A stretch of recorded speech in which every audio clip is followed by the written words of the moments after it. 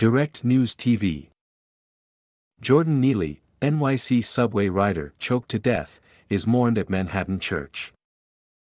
New York, in the polarizing wake of Jordan Neely's chokehold death at the hands of a fellow New York City subway rider, there has been a distortion of values, Reverend Al Sharpton said Friday in eulogizing the former subway performer at his funeral. Neely, who had been struggling with mental illness and homelessness in recent years, was screaming for help, Sharpton told a crowd of relatives, friends and elected officials. They gathered at Harlem's Mount Nebo Baptist Church to mourn the 30-year-old man, whose May 1 death set off a debate about vigilantism, homelessness and public safety. "People having mental health problems don't need abuse," he said, chastising people including Florida Governor Ron DeSantis, who has spoken out in support of Daniel Penny, the man who put him in the chokehold.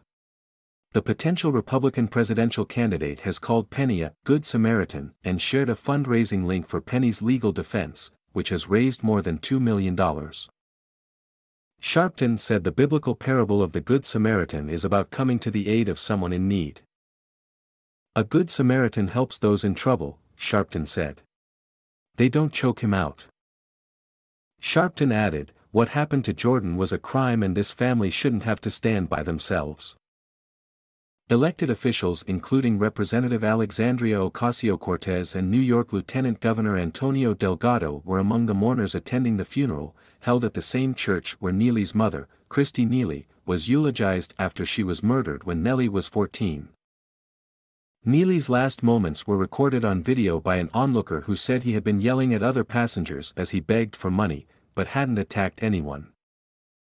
Daniel Penny was charged with manslaughter by the Manhattan District Attorney last week.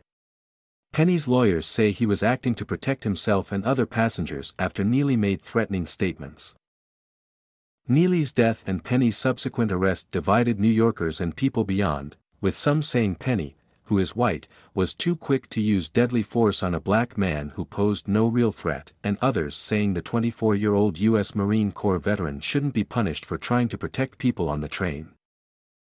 The criminal justice system has also come under criticism for Penny initially being released after Neely's death.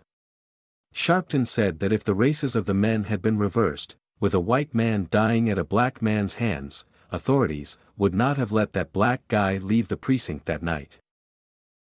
While Neely had a history of disruptive behavior, he had been arrested many times and pleaded guilty this year to assaulting a stranger. Friends and relatives said they don't believe he would have harmed anyone had Penny just left him alone.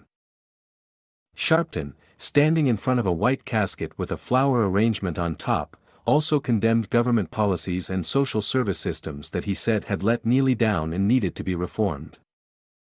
"When they choked Jordan, they put their arms around all of us," he said. "All of us have the right to live. My name is Kingsley.